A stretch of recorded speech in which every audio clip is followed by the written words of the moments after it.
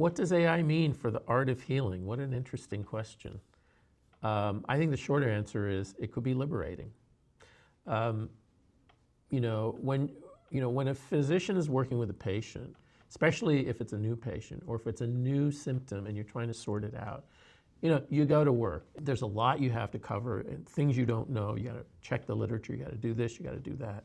And even then, it's tough.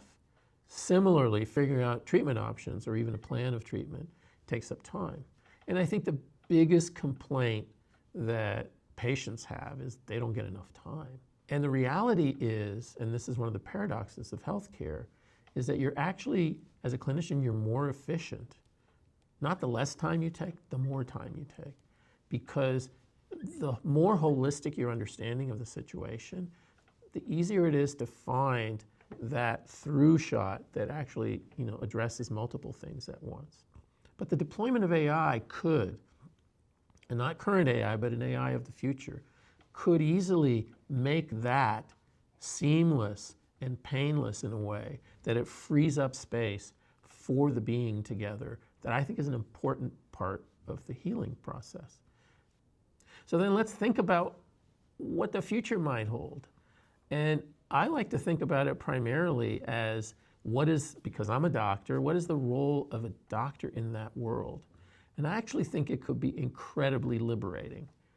And by that, I don't just mean liberating from coding and billing and, the sort of burden of commerce. I'm actually talking about liberating in terms of some of the anxiety about you forgot to think of a certain diagnosis, or even the understanding that you have to spend a lot of your time figuring out this or that, when instead you can now really be present with the patient, really be in a relational conversation with the patient in which the imparting of information on both from the patient to you and from you to the patient is faster and automated, freeing up both of you to explore the implications of it, to explore the emotional tenor of it. And I will submit that that's really one of the highest callings of physicians, is to be present with the person together facing an illness.